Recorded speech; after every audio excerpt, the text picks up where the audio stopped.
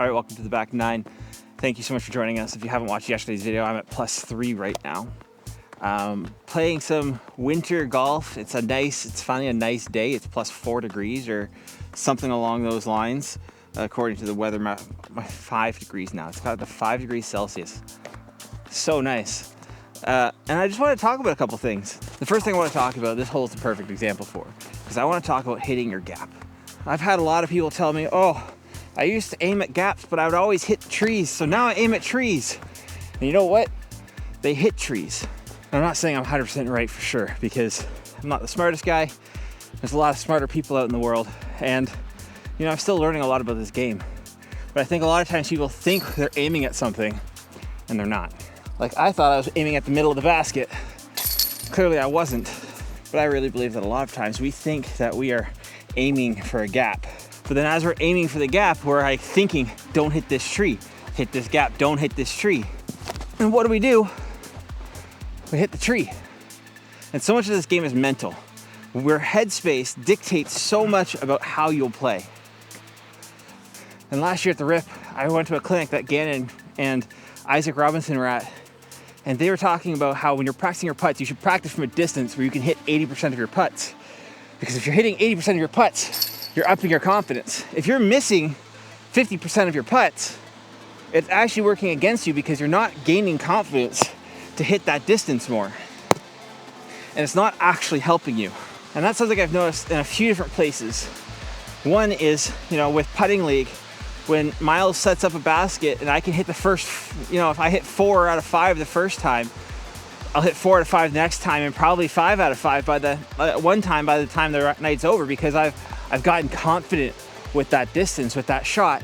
Whereas the shots that he sets up that are a tunnel, that are bad, I'm so distracted by the tunnel, and I'm focused on the basket through the tunnel, but I still can't, I'm so focused, distracted by that tunnel. Same goes for gaps, and especially for me with my forehand. I don't have confidence in my forehand, and I start thinking about all the things that can go wrong. And I think the same is with gaps. When you start thinking about, I see the gap, but I could hit that tree, that's when you start to hit the trees. And the military mindset with shooting is miss small, or aim small, miss small. And I think that applies to everything, including your putts as well. But I think a big portion of that is your confidence. When you walk up confident that you know what's gonna happen, you end up doing all right. You end up making the shot that you intended to make. Like hitting that little gap, because I'm confident I'm making it through that gap. So how does that relate to not aiming at trees? Well, I think the first key to fitting through gaps is having confidence in your throw. I don't have super confidence with my forehand. That's the one I miss gaps on the most. I have a lot of confidence in my backhand.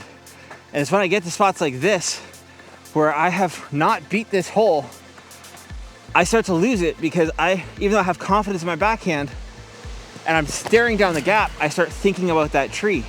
And first responders talk about going to a car accident scene, and someone has come off the road, and there's a big open field, and there's a tree in between them and the big open field, and just one tree, and the tracks for the car go left and right and left and right and hit the tree. And the first responders are like, why did you not aim for the field? And I was aiming for the field. All I kept thinking was, don't hit that tree. Go into the field, don't hit that tree. And I think the same can be said so many times when playing disc golf. We see the gap, we want to hit the gap, but we're thinking so much, don't hit the tree. And we end up hitting the tree. I think I've low-key been sleeping on this Arowana. The good news is, though, that was a birdie. So, Otter, I have myself a round.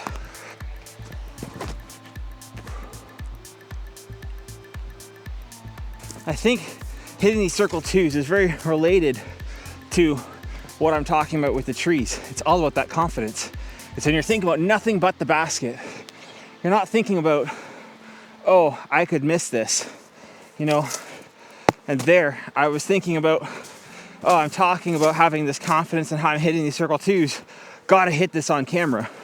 Did I hit it on camera? No, because I'm also thinking with the gotta hit it on camera, it's like, that'd be embarrassing if I don't, right when I'm talking about having confidence makes you hit things. And disc golf is such a confidence game. Everything from the putts to the drives upshots, everything. I think that's one of the reasons I love the tempo and the zone so much, is because with my upshots, I have so much confidence when I walk up with that disc, I'm gonna hit my mark. Forehand, backhand, with that disc and my upshot, doesn't matter. I'm gonna hit that mark, I'm gonna land by the basket. It's in any situation in disc golf where you start to question your confidence, that is when you start to mess up. It's that flicker of doubt as you stare down a gap or look at a shot that'll cause you to fail. And that leads to the next point that I was thinking of today. And that thought was about limited bag rounds. For instance, today I'm playing with just 2 discs. So many times I've come out here with just a couple of discs, and I think that's one of the reasons that I'm so confident with things like my mid-ranges and my river and like the Envy and zones, because so many times I've gone to courses and I haven't brought my big discs. I haven't brought some of the utility discs. And so now I walk up to a hole and I can pull out one of those discs and I'm super confident in where it's gonna go, which makes me throw just a little bit better. And so Bedanza had been talking to Gannon Buhr and they were talking about 1 disc rounds. Gannon was saying it was important, but then really only said, well, like sometimes I go to a course and it's all I have is this disc, so that's why I play 1 disc rounds. And for me, I think one of the big things about it is that you're really teaching yourself, how does this disc fly? And then when you go to, whether it's a new course or you have a tournament or even just playing, you know, you made a bet with your friends, you now have so much more confidence with this disc because you've thrown it so many times. You no longer question what the disc is gonna do.